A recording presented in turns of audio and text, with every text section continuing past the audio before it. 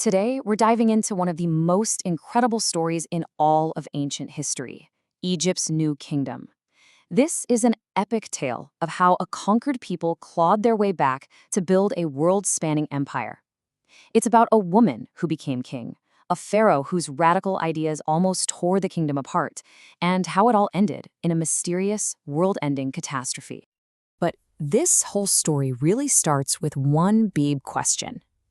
How does a civilization that's been broken, that's been occupied by foreign rulers, not only get its freedom back, but then turn around and build an empire that redefines what power even means? That's the puzzle we're going to piece together. All right, first, let's get our bearings on the timeline. The New Kingdom didn't just pop up out of thin air. It was born from the ashes of something called the Second Intermediate Period, a time when everything had fallen apart.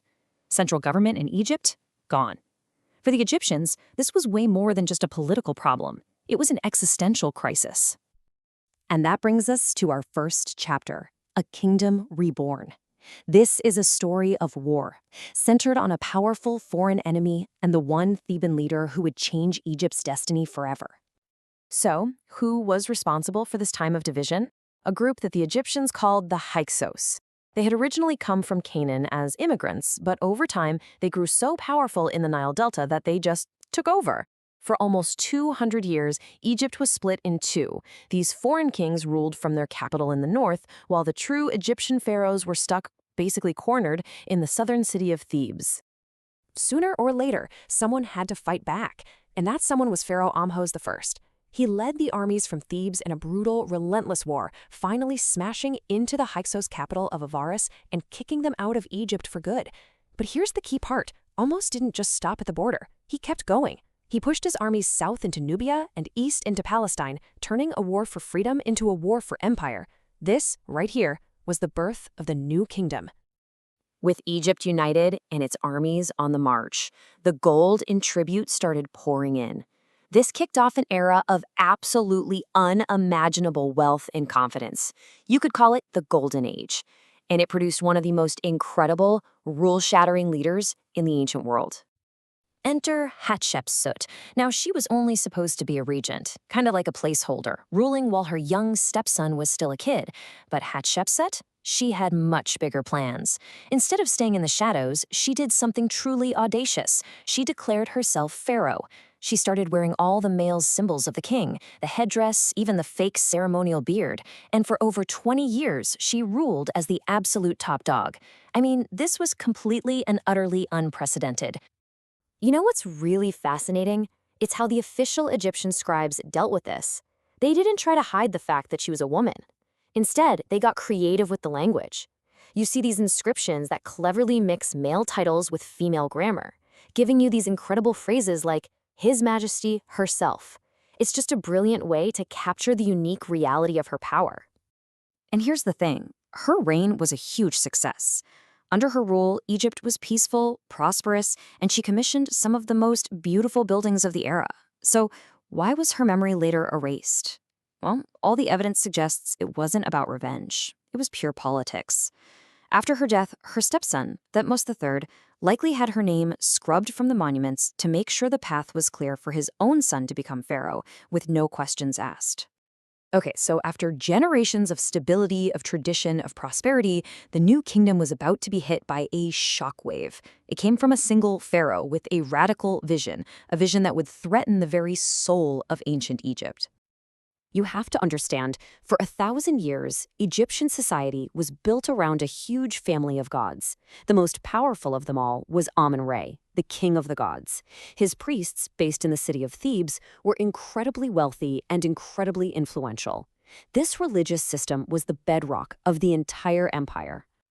And then along came a pharaoh named Amenhotep IV, and in one of the most stunning moves in all of history, he decided to just throw it all away.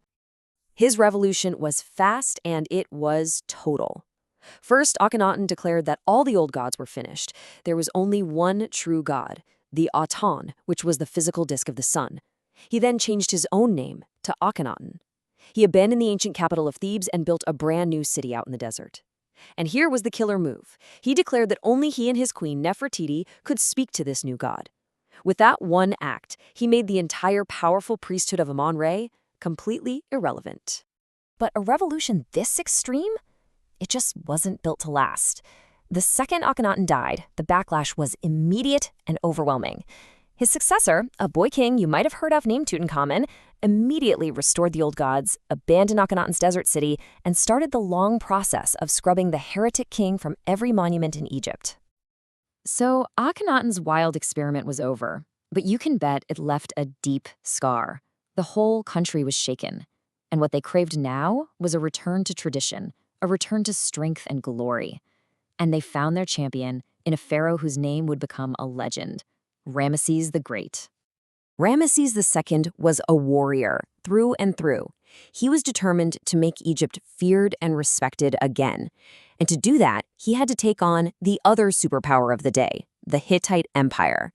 He assembled a massive army, we're talking 20,000 soldiers, and marched them hundreds of miles into Syria for a showdown that would go down in history.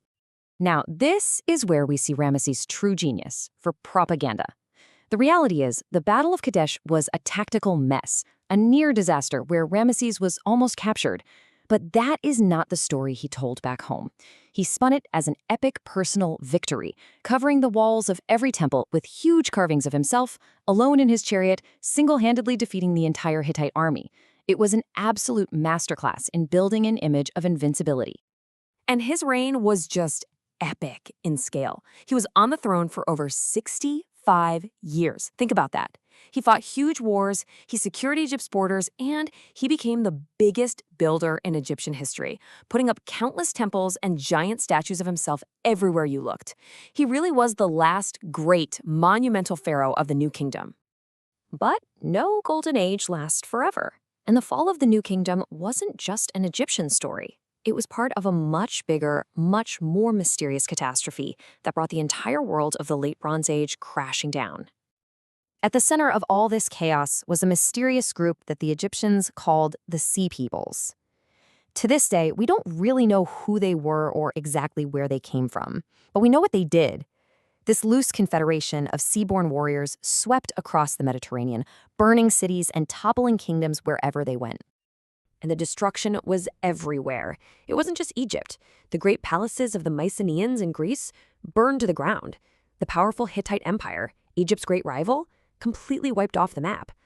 Now, Egypt, under Ramesses III, actually managed to fight off a massive invasion by the Sea Peoples, but even winning the battle couldn't save them, because the entire world they knew, the trade routes, the alliances, it all just collapsed. And at the very same time, Egypt was rotting from the inside out. While its armies were fighting off invaders on the borders, the state was dealing with rebellions in its territories, a failing economy, and a complete breakdown of social order. It got so bad that the men paid to build the royal tombs started robbing them just to feed their families. The empire was being squeezed from all sides. By around 1070 BCE, it was over. The New Kingdom was gone. And its 500-year story, from a desperate war of liberation to unimaginable imperial power, and finally to a catastrophic collapse, it leaves us with one last, kind of unsettling question. Does the story of this incredible empire show us a fundamental pattern of history? Is every great civilization, no matter how powerful or how brilliant, ultimately destined to follow that same exact path? A rise, a peak, and then an inevitable fall?